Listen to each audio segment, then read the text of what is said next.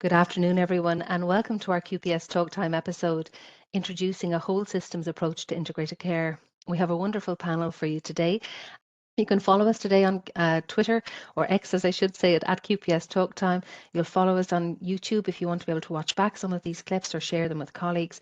And you'll also see some of our stuff on LinkedIn. So we're at HSE National QPS Directorate on LinkedIn, and we're using LinkedIn a lot at the moment for some of our sharing our resources. So they're there if they're helpful to you. And just as we're waiting just for a few more, just as they're joining, just to say we have a number of resources around the Patient Safety Act at the moment from our colleagues within the National Quality and Patient Safety Directorate.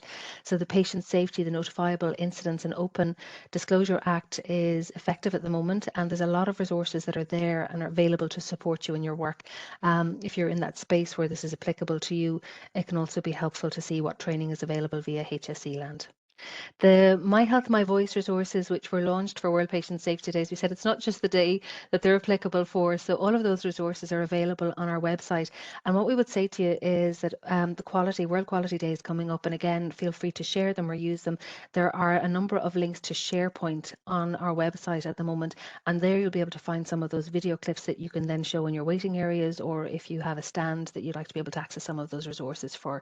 What I would say is there is a poster, there's a leaflet, but there's also an animated clip and a voiceover clip for people where there may be health literacy needs. Okay, we also have 4 key podcasts that we produced around diagnostic safety. And again, psychology of diagnosis, striving for diagnostic excellence, and making a diagnosis are particularly applicable for clinical staff and anybody involved from a communications perspective around diagnosis. And we have Matthew's story. So the My Health, My Voice Matthew's story is really worthwhile sharing with people that are accessing our services. There's some really good information in that about what's important when you're thinking about going to your clinician or healthcare provider and you're looking for information around a diagnosis or an illness that you might have. Okay, so today's webinar, we're going to learn a little bit about how clinical design enables integrated care and highlight some of the lessons learned from introducing integrated care across a number of settings. We'll share some insights on ways of working that enable integrated care and demonstrate how it can actually flex to deliver a person-centered service. And ultimately, that's what we need, is a person-centered service. And that's from the staffing perspective, but the patient perspective as well. We want to hear from service users about the impact, and we have a number of short clips that will be available afterwards if you want to share them with colleagues, capturing some of the stories and the impact of this work on people's lives. As I said, there'll be an opportunity then for questions from you if you have any for our panel. Okay, so today's speakers. So we've Dr. Siobhán, who's the HSE National Clinical Director for Integrated Care, Dr. Emer Ahern, who's the National Clinical Advisor and Group Lead for Older Persons. Dr. David Hanlon is the HSE National Clinical Advisor and Group Lead for Primary Care. We have Dr. Sarah O'Brien, who's the National Clinical Advisor and Group Lead for Chronic Disease. Majella Cunningham, who's the Operational Lead for Integrated Care in Older Person Services in Carlow, Kilkenny. Cathriona Normoyle, who's the Advanced Nurse Practitioner and for Carlow, Kilkenny Integrated Care for older persons, and then Patrice Reilly, who is the Service Improvement Lead in older person services, but has a wider brief in terms of integrated care. So, and just to say, my own name is Juanita Guidra, and I work as a Programme Manager in the National Quality and Patient Safety Directorate. I will say to you that there is a poster there with all of the bios of our speakers today, but just to say thanks to them all for joining us. And now we're just going to go and we're going to share some information from Siobhán. Hello, my name is Dr. Siobhán Bhriain. I'm the HSE's National Clinical Director for Integrated Care, which means that I oversee 32 national clinical programmes, including our integrated care clinical programmes. And I'm delighted to be here today to talk about introducing integrated care across acute and community settings with reference to chronic disease management and the integrated older persons programme. So just to take you back to the beginning a little bit, the national clinical programmes were set up in 2010, a joint enterprise between the Colleges of Education and the HSE. And the aim was to develop high quality, patient-oriented models of care that were aimed at introducing equity of care around the country. Over time, it became clear that we needed to develop a more integrated approach across the clinical programmes, but particularly for those older people and people with chronic disease attending our services. So in 2016, the integrated programme for older persons was set up with the aim of initiating, designing and testing the model of care across the acute and community settings. And shortly thereafter, we started that with the Chronic Disease Management Programme. And the Chronic Disease Management Programme is specifically focused on 3 areas of care: heart disease, diabetes and lung disease, COPD and asthma. The reason for that is that these are far and away the commonest conditions in chronic disease. So over time, we introduced this community specialist teams across the acute and community settings with the aim of reducing the navigational burden on the patient to ensure that their journey through the system, be they in the acute setting, community setting, or any other setting, was as seamless, smooth, and easy as possible for them. So in 2020, in pandemic times, government and senior HSE realised that this was an area we needed to invest in more heavily to, as we know, keep our hospital beds free and to support people's care in the community. And at that stage, we had a very significant investment, which has continued since then, resulting in the development of community specialist teams, clinical specialist teams right across the country.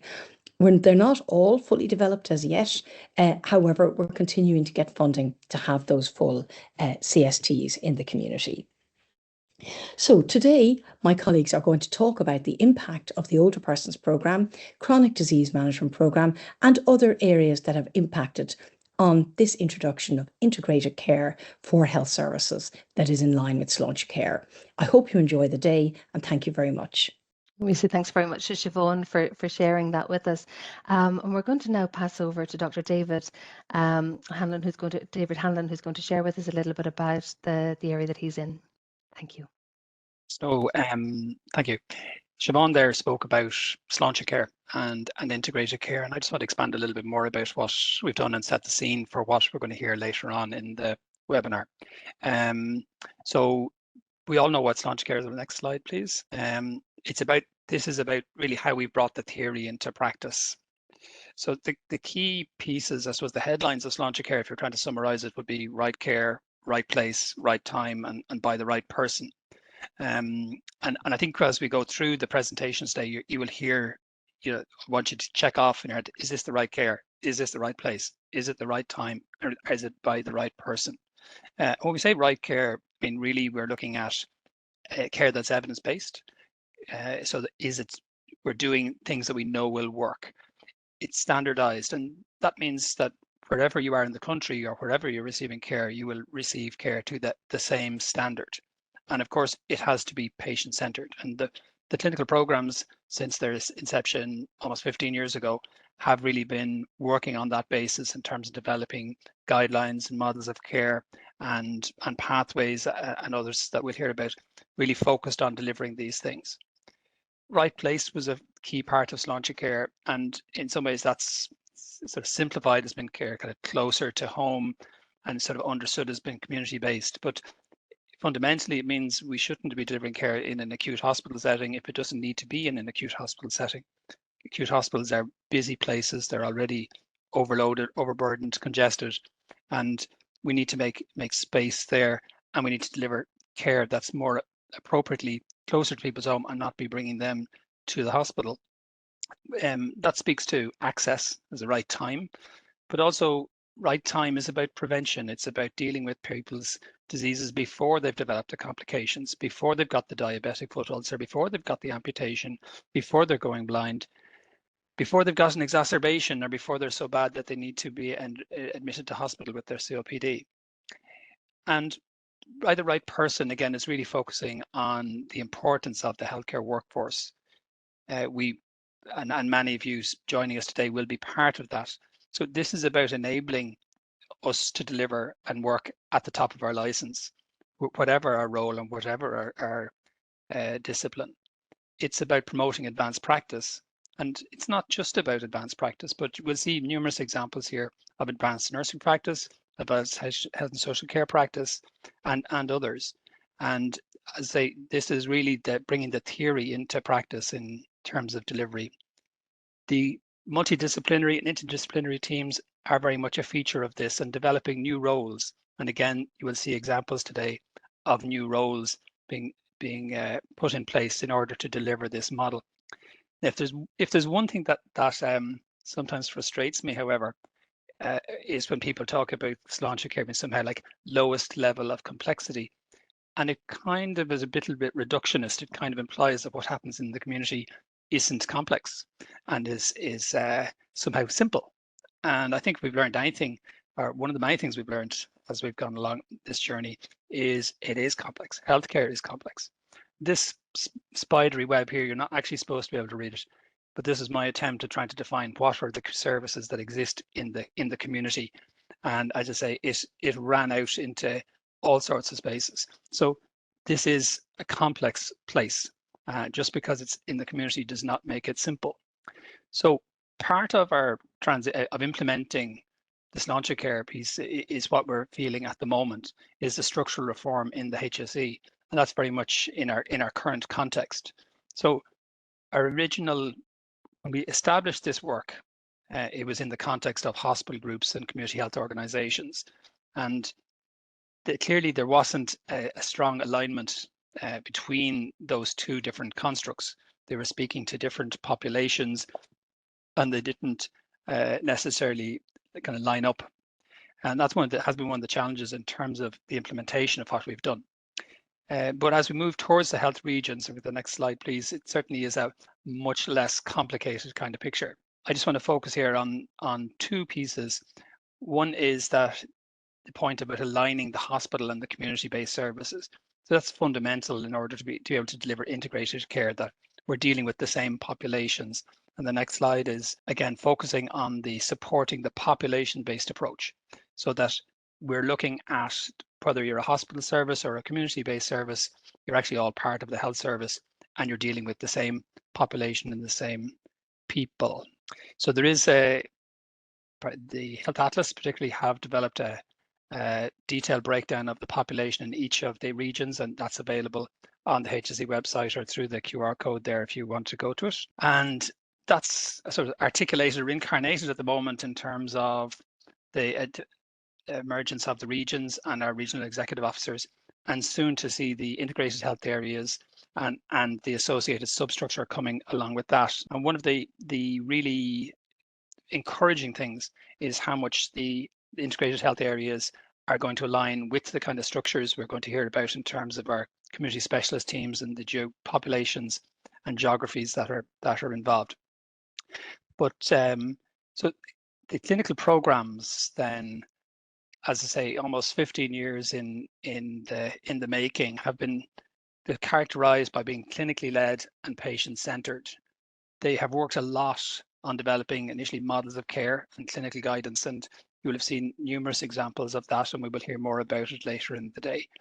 The modernised care pathways are another piece of work currently ongoing to look at how do we deliver care in a more streamlined fashion, whether that's for a patient presenting in the community with blood in their urine, or whether it's for someone who's got a cataract, or all the numerous other kind of common problems that we're trying to simplify in a very complex world. It has focused on developing ICT solutions to try and, or at least define what we need in order to deliver integrated care, promoting advanced clinical practice. Clinical leadership and clinical governance are essential components of delivering safe and effective care in the community. And again, they feature as parts of the clinical design and have been input into the development of our models going forward. So really, as we go through and listen to the examples we're going to hear today, here's your checklist. Is this care that you're seeing the right care? Is it in the right place? Is it the right time? And is it been done by the right person? So bear that in mind as you listen to our next speakers. Thank you. David, thank you so much for that. And I think you've touched on so much there and really sort of set the scene for the coming speakers. One of the things I was struck by was that piece about in the right place. And we did some work recently with patient partners, and they talked about the right place sometimes being the home. And we see that with things like, the OPAT service and that, where it's provided in somebody's home. Can you see us moving more and more to provision of care within people's homes? Well, part of the national, I suppose one of the things currently developed is looking at how we support people to live at home in terms of delivering home care. And while we have had we had the fair deal approach for supporting people that have nursing homes, the statutory kind of home care provision has not featured, but that is something that is coming at the moment. So that should, I would expect, enable more people to stay at home, and implicitly in that will be supporting them to do so and delivering some care at home.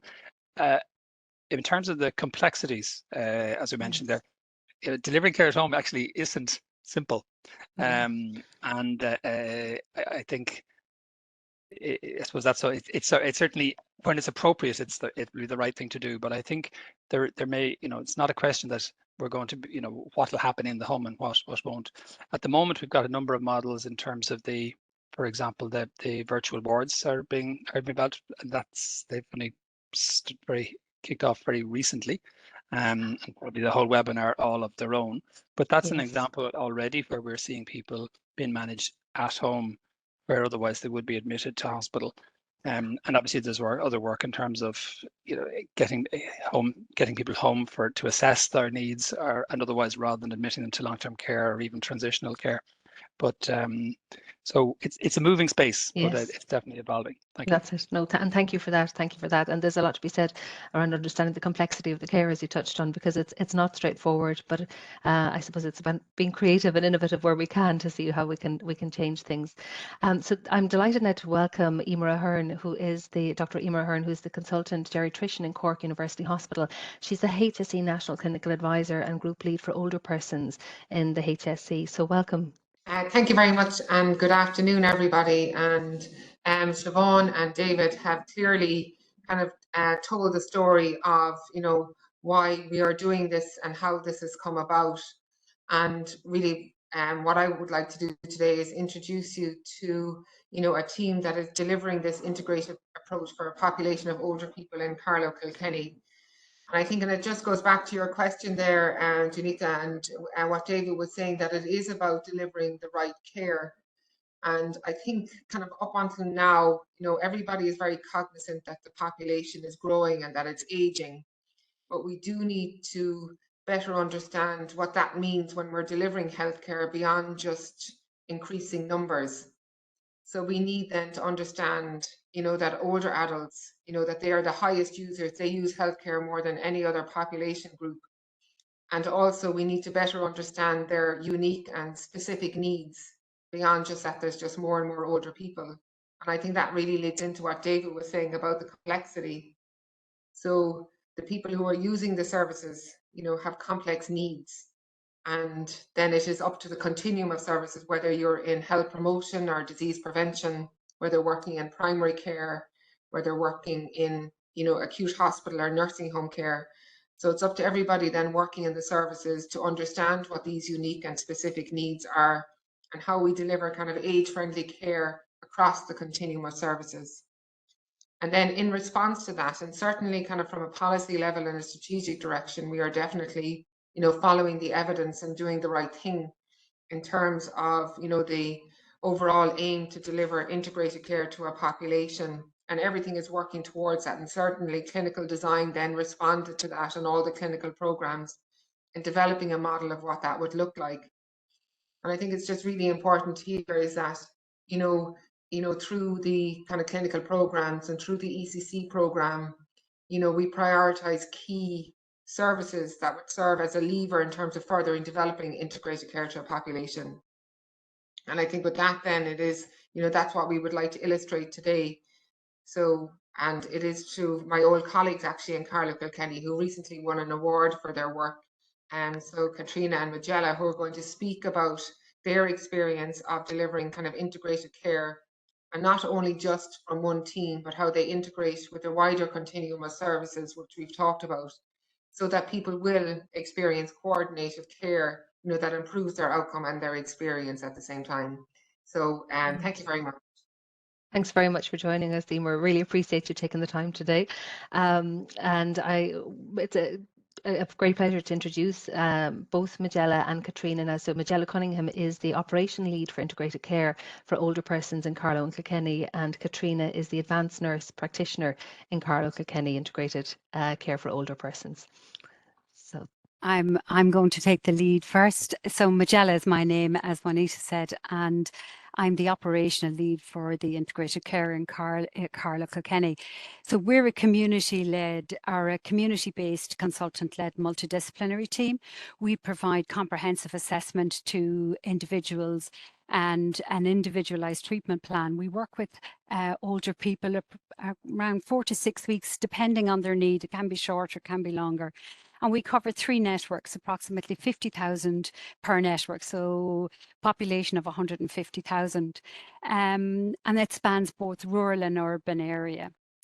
So ICPOP was established in 2021, but I suppose prior to that, older people in Carlow, Kilkenny would have experienced a fragmented service where they would have had multiple appointments in multiple venues. They often had to repeat their story multiple times, and even at that, there was gaps in the information shared among health professionals. And that's typical of the country. For the healthcare workers, we found ourselves working in silos and often found it difficult to link with our colleagues in other areas. So ICPOP was established in 2021 and became fully operational in late 2022. We used the 10-step framework to guide our practice and to guide the development of our service. We planned our service and the design of it by using Health Atlas, and we did some focus groups with older adults, the hard to reach older adults across the 2 counties to see what they wanted from their health service.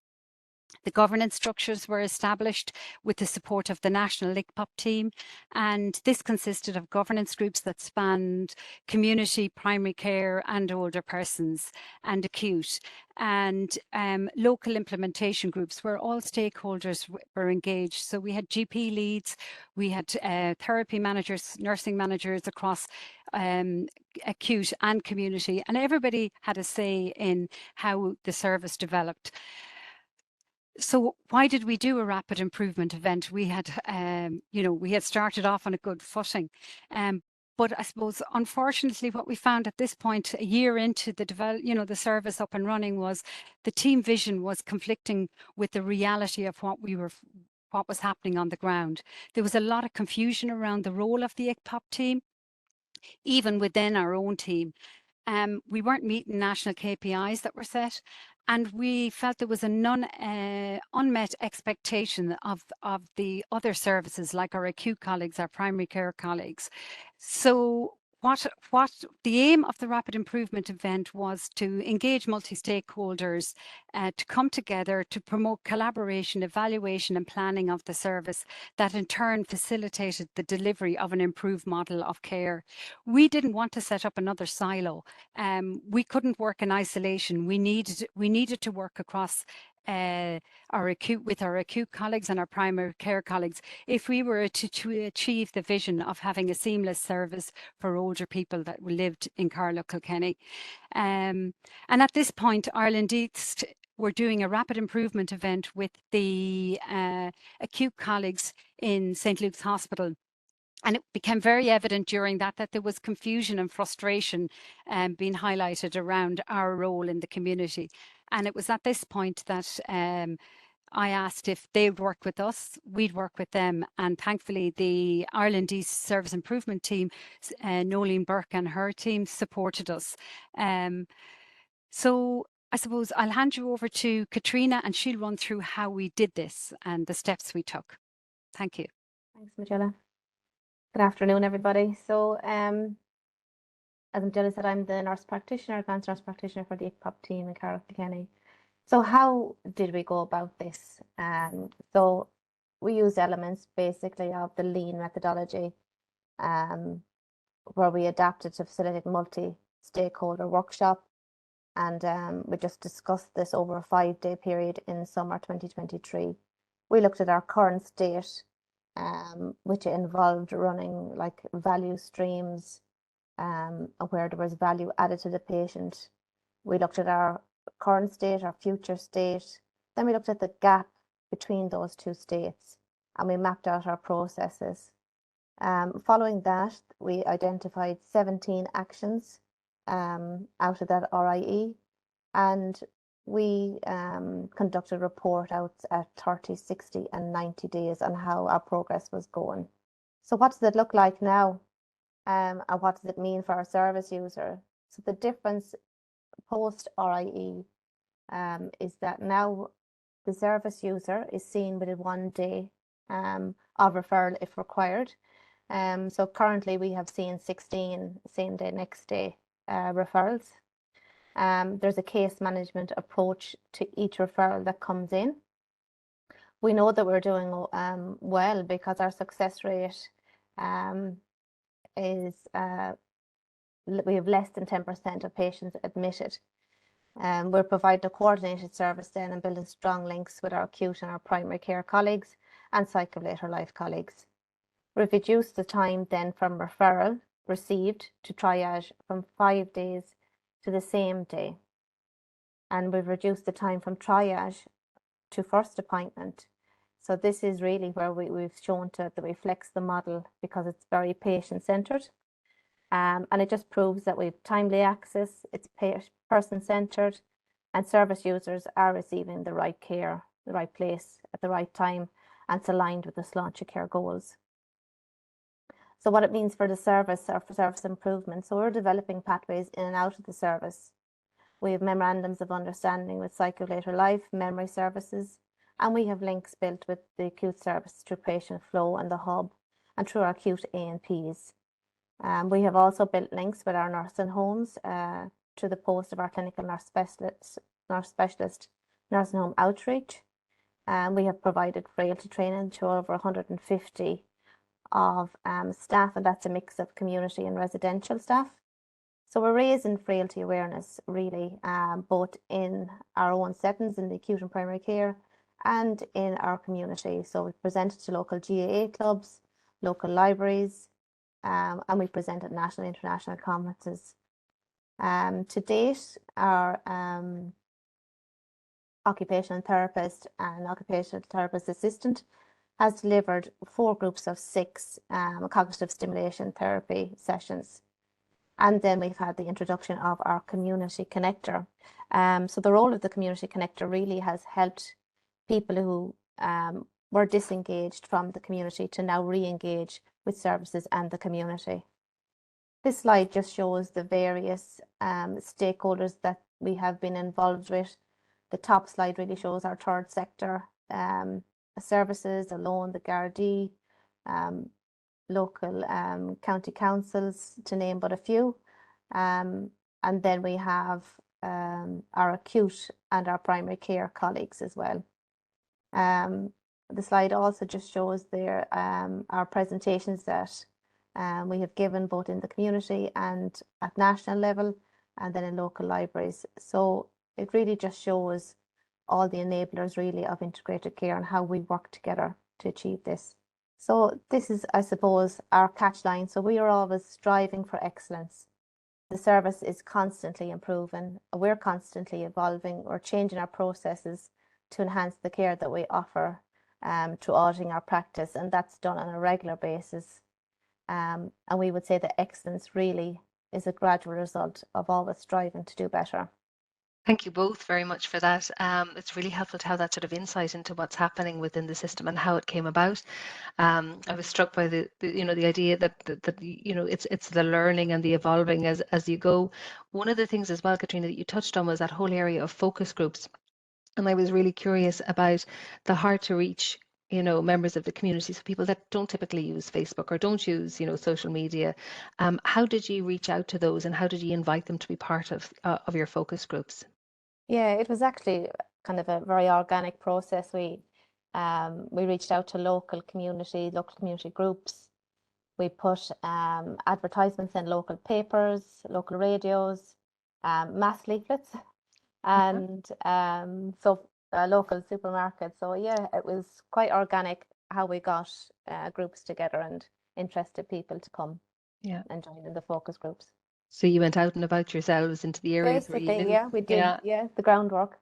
That's Yeah. it. That's it. Yeah. No, I think it's really important because sometimes there can be a perception that, we'll send the message or we'll do the local radio and the message will trickle down, but it doesn't. I think it is the boots on the ground piece sometimes No, that you need to get out and yeah. about. And a lot of Yeah. the team would have a lot of local links, and we're already involved in, say, local activities in the town that we live in. So we're known in the town as well. So I think that helps kind of spread the word.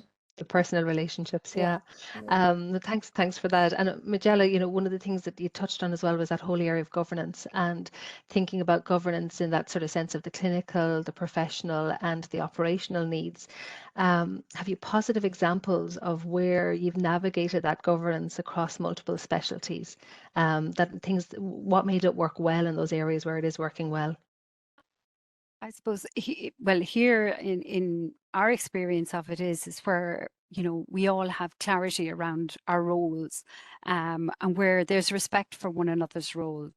And I think once people know what your role is, then it's easy to have respect. But if you're working in a vacuum and you don't understand people's roles, for me, I suppose it's complex. There's no point in saying you have therapy manager, nursing manager, then you have your clinical lead, but there's a place for everybody. And for me, having therapy managers and nursing managers that work, they're key to implementing evidence-based practice. Having a clinical manager and a clinical lead, their responsibility is for the integrity of the patient outcomes and the service we provide. And for me as an operational lead, it's about that logistics, the aspects of getting resource allocation, pushing and striving to develop and keep going and make it better. And I suppose for me, the key thing is, if we all keep the patient at the center of every issue we encounter, then it's easy fix it, because we'll do the right thing by the patient. And for you, did you find having conversations about that governance was helpful at the start? Absolutely. One of the first things I did was I met every single therapy manager and nursing manager, spoke with them, got their sense of where they were at with it. And like some very, very supportive therapy managers and nursing managers working with me, very involved, very enthusiastic about, developing the service and rolling out an enhanced service.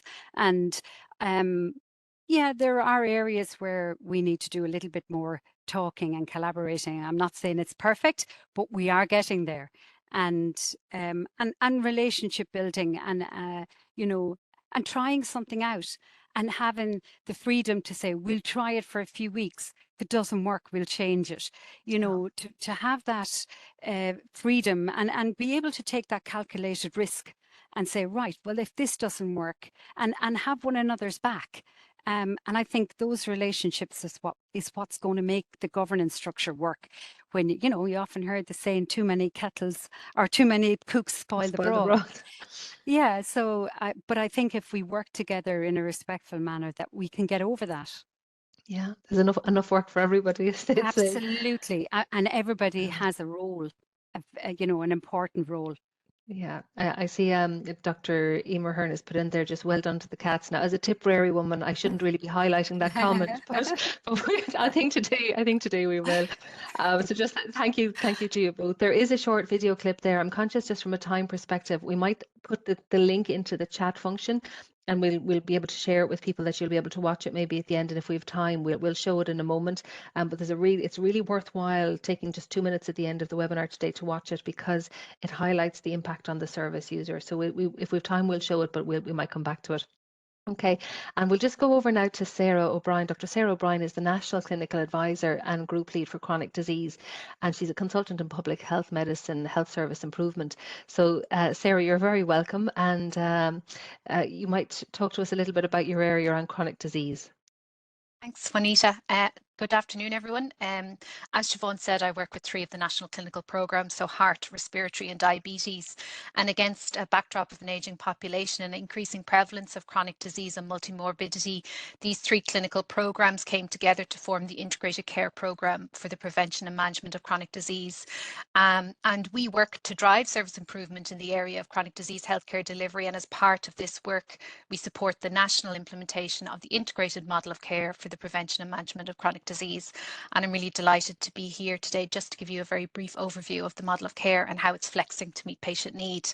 So just very quickly, by way of background, this is the integrated model of care for the prevention and management of chronic disease, and it provides 5 levels of care spanning community and hospital.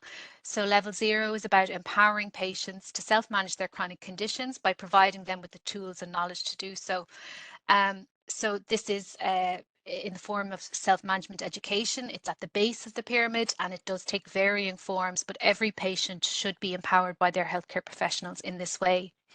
Level 1 is general practice, and in particular the structured chronic disease management programme in general practice.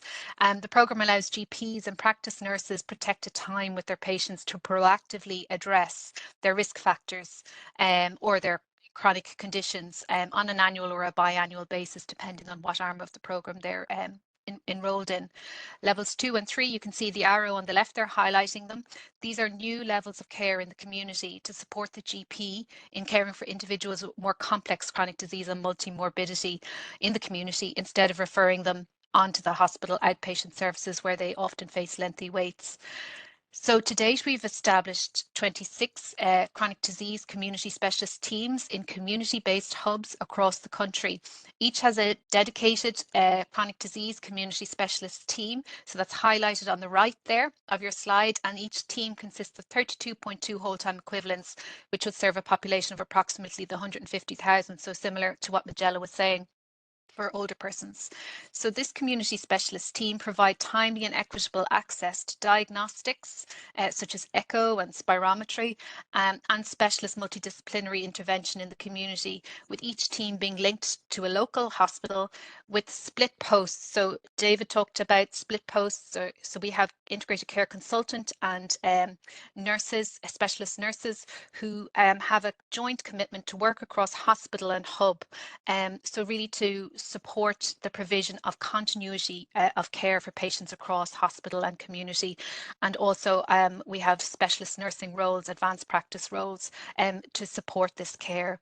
And at the top of the pyramid in yellow there, it's small on the slide, is the is acute hospital care, which can't always be prevented, but the focus is always on early and supported discharge where possible through services such as COPD outreach and also through follow-up in the community via the community specialist team where it's clinically appropriate. So this model places an emphasis on prevention, early diagnosis and proactive management of chronic disease, and it's about strengthening GP-led primary care. As you can see, the bulk of the care, so from level 0 in blue up to level 3 in red, these are the services that are provided in the community. So this model was fully funded for national rollout in 2021. However, similar to other areas of the HSE, expansion of the community specialist teams has been impacted this year by the pay in numbers strategy. So practically, how does this model serve the patient? So this is just one example of a care pathway for a patient who is experiencing heart failure, a deterioration in their heart failure symptoms, and presents to their GP. So the GP now has access to new diagnostic services in the community, such as NT-proBNP blood test and echocardiogram, which is the ultrasound for the heart, whereas previously to access these tests, a patient often had to be referred into the outpatient department or into the emergency department or the acute medical assessment unit. So the patient may now be referred for these tests, with the results coming back to the GP, who may manage the condition themselves, or they may refer the patient onto the community specialist team who can offer different services in different formats depending on the patient need. So for example, the patient may not always need to attend the hub for a face-to-face appointment with the consultant or a member of the team. The GP may obtain specialist opinion via email or virtual consultation to support continuity of care within general practice. And then once the patient is stable, there is also additional services such as cardiac rehabilitation offered within the community specialist team or in the hospital. So the hub is described as a roundabout and not a car park. So the interventions are discrete and the focus is on discharge back to the GP with follow-up in the structured chronic disease management programme in general practice where the patient is eligible. So the implementation of this model of care is national and it represents a significant programme of change for the country. But despite that, with the model of care being in early stages, we're still seeing positive impacts at this early stage. So for example, with the structured chronic disease management program in general practice, we're seeing positive impacts on self-reported behaviours such as smoking and physical activity in patients who attend for 3 chronic disease management visits with their GP. Then we're also seeing positive impacts on non-self-reported behaviours, as you can see in this slide, such as improved blood pressure control and glycemic control. So that's control in the blood pressure or in their diabetes control in individuals at their 3rd visit versus their 1st visit. The integrated care consultant and the community specialist team also have an important role in hospital outpatient avoidance through offering these alternative care pathways in the community, so stopping referral into outpatient in the first place. But they also have an important role in reviewing existing outpatient waiting lists and restreaming referrals into the available pathways in the hub where clinically appropriate. So this slide just shows the tremendous work that Dr. Susan Conley has undertaken to address the health needs of some of the individuals who have been waiting, you know, some over 12 months for their first cardiology outpatient review. So Susan looked at all of the reviews, all of the referrals, and streamed many of those waiting into these new community pathways in the hub, with 1/3 of existing outpatient referrals, so patients that had been waiting for outpatient cardiology appointments, she brought them back into the hub. 1/3 of them could be seen by herself or by members of the community specialist team. 20% of those waiting for first outpatient appointment in the hospital could be brought directly to the echo service and discharged back to their GP with specialist advice from the consultant back to the GP, and 20% of the referrals also waiting could be managed with specialist advice directly back to the GP, so the GP working with the consultant. So that would have led to those patients who had been waiting, some of them 12 months or over, being seen and managed within a number of weeks. We're also seeing impacts on emergency hospitalizations, with a 16% reduction in admissions for specific chronic disease codes per 100,000 of the population when 2023 data is compared with 2019 data. And we're also seeing reductions in hospital readmissions at 30 and 90 days too. And these community specialist teams are flexing to meet patient need by working together across boundaries and across disciplines to deliver an integrated service for individuals experiencing multimorbidity, as opposed to these patients having to attend different specialists for different appointments for their different clinics.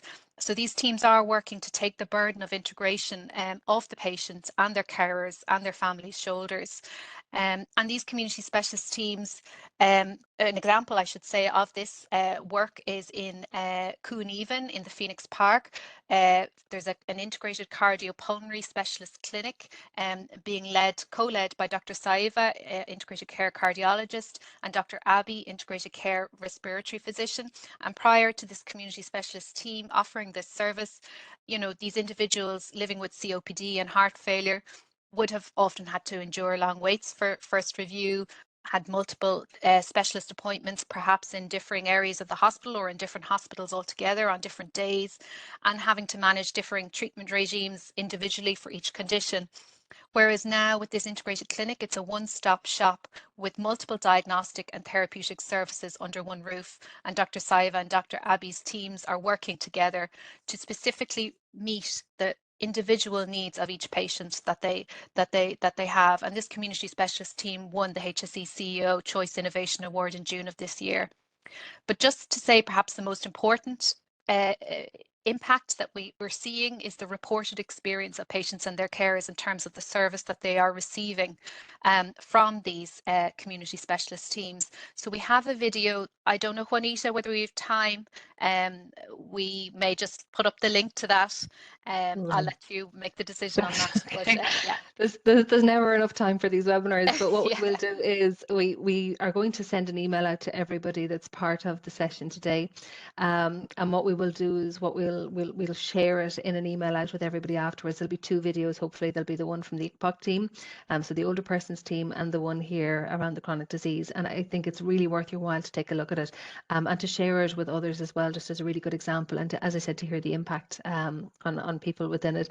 I'm conscious that we, if people have questions, please do share them with us. And I'd invite all of the panel now, if you'd like to turn back on your cameras, and we just might have a quick chat. So I suppose just maybe, Sarah, just because you're just finishing up there, we might start with yourself. I'm conscious that one of the things that you talked about was the incomplete teams as a result of the pay numbers, and I know that it's something that you're really passionate about. And just in terms of the service delivery piece, do you want to talk a little bit about that? Yeah, I suppose so the model of care that I've describes a spectrum of evidence-based services for the prevention and management of chronic disease. And in 2021, the funding that was secured was to support full delivery of that spectrum of services across the country, so that a patient living with chronic disease, no matter where they were based, would have access to this full spectrum of services. So obviously the pay numbers has resulted in the decommissioning of a number of posts, and that varies across the country in terms of numbers and the types of posts that have been decommissioned. And we know this has happened across the HSE. So it's introduced a bit of a challenge in that there are different services available in the different community specialist teams. But I suppose what our focus has been in the integrated care programme for chronic disease this year, and will continue into next year, it is about, I suppose, supporting the community specialist teams to establish and optimise the services that they can offer. So within their existing resources, what of the spectrum can they offer, and really supporting them to stand those services up, to get them up on HealthLink, to really support that direct GP access to those services within the community, to improve the service delivery, improve access for patients, and also to improve care outcomes.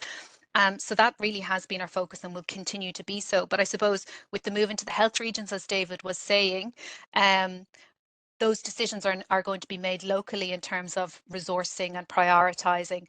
And I suppose I would hope that, we can continue to work with the regional executive officers and the IHA managers and the community specialist teams, and the patients receiving care, to support the continuing strengthening of that model, given the positive results that we're seeing.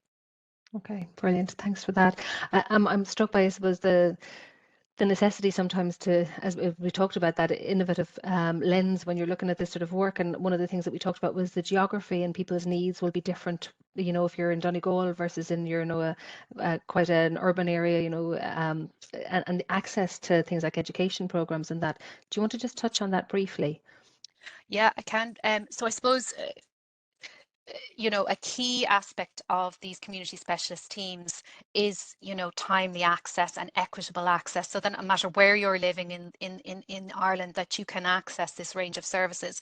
And there are some areas that obviously have to deliver that service over a very different geography. So for example, HSE Northwest versus HSE, Dublin, Dublin Midlands or Dublin Southeast. So there are differing kind of layouts in terms of the population that they have. And so what the community specialist teams are doing is actually flexing to meet that need for their particular population. So for example, in the Northwest, virtual consultation is a very big part of the service delivery. So for example, Dr. Susan Connolly has really taken up the HEART virtual consultation model and wants to support kind of virtual delivery of cardiac rehabilitation. So that's kind of using telehealth to support individuals who live in remote and rural areas to access the services in a way that works for them. So it is about kind of flexing the model, changing the model to meet particular need, to really support that engagement. Okay, thank you very much for that. And David, I know from an ICT perspective, there's been significant developments. You might like to talk a little bit about what's done and maybe what's coming. Yeah, I think it's easy to enter into a valley of cynicism and despair when you talk about ICT, but and we all recognize the centrality and how important it is to delivering kind of healthcare in the 21st century. I mean, in terms of concrete terms, I suppose just the first thing I'd highlight is that we're currently in the middle of a procurement for a national shared care record. There'll be a contract awarded by the end of this year. It'll be deployed starting next year. We've got the patient app, HSE app is coming live. You're going to see, again, that's going to build kind of out incrementally. it'll leverage off things like the shared record and other pieces. But again, that's going to be coming very much live towards the end of this year. So that's very soon. In terms of what we've done around the integrated care, we've all the services now really are connected to HealthLink. So in terms of GPs making referrals to them, that all happens using the HSE's national referral platform. All those messages are transferred securely. We can track and so on.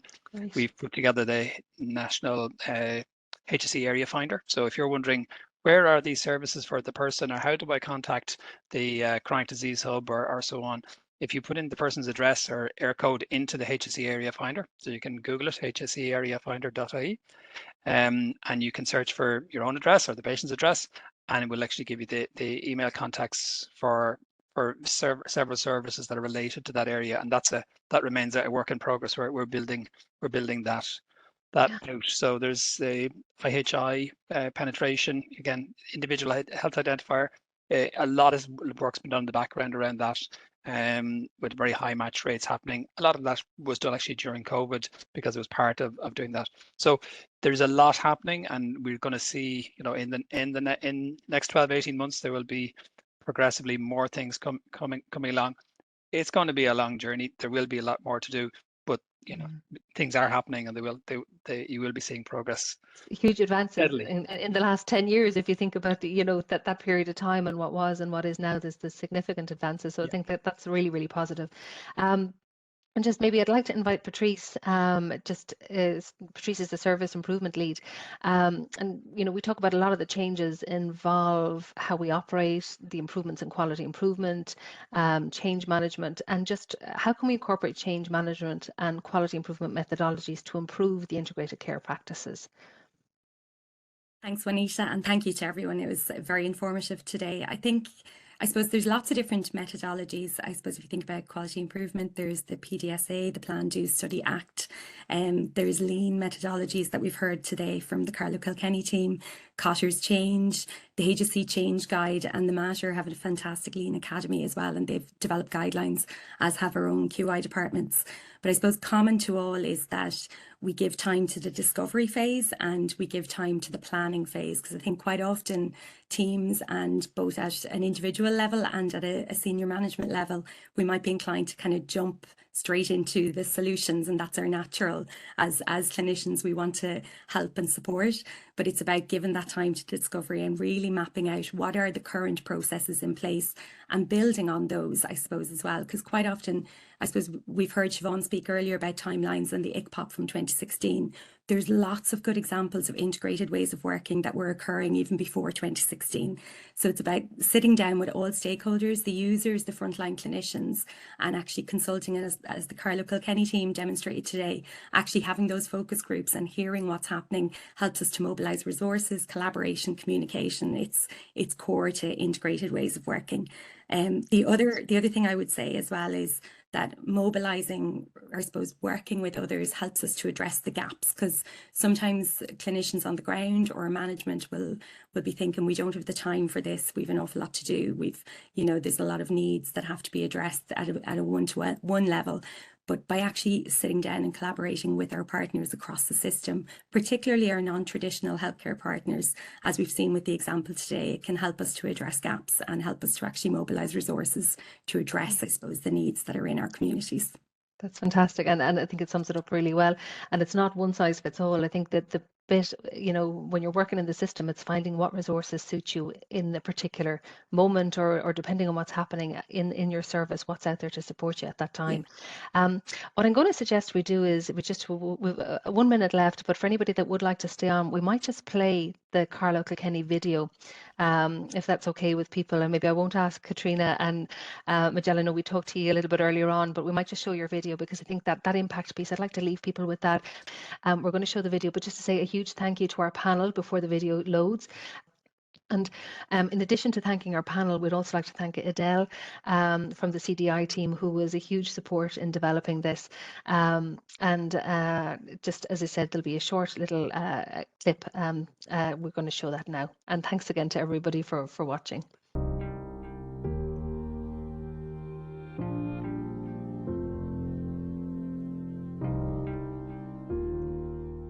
My name is Majella Cunningham. I'm the operational lead for the Carlow Kilkenny Integrated Care Programme for older persons, known locally as ICPOP.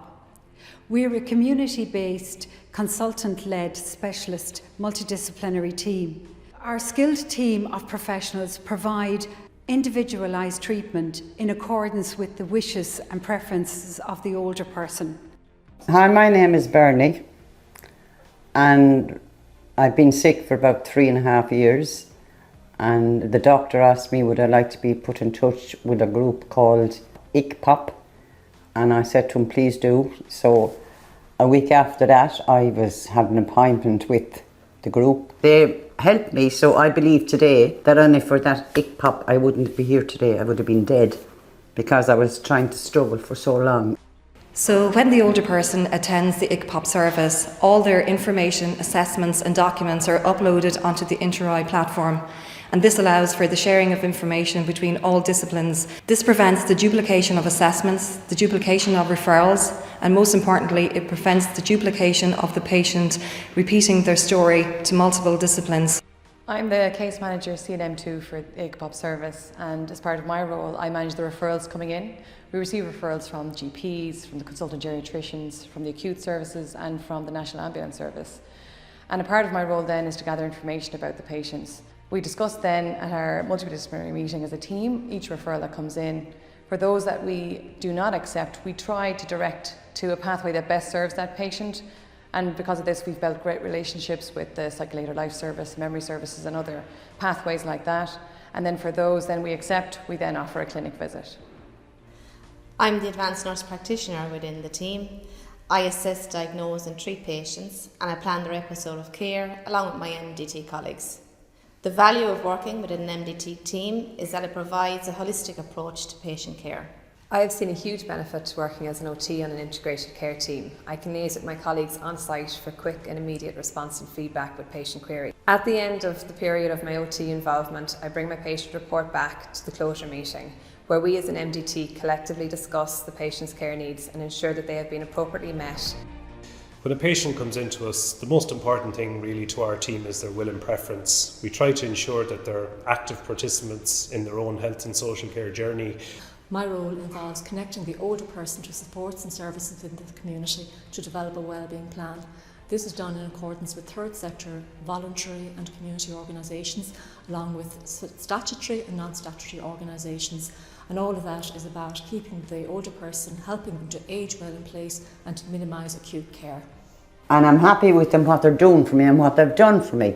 So they have proved to me that there is people out there that care for you. That it gives me back my faith in doctors and nurses.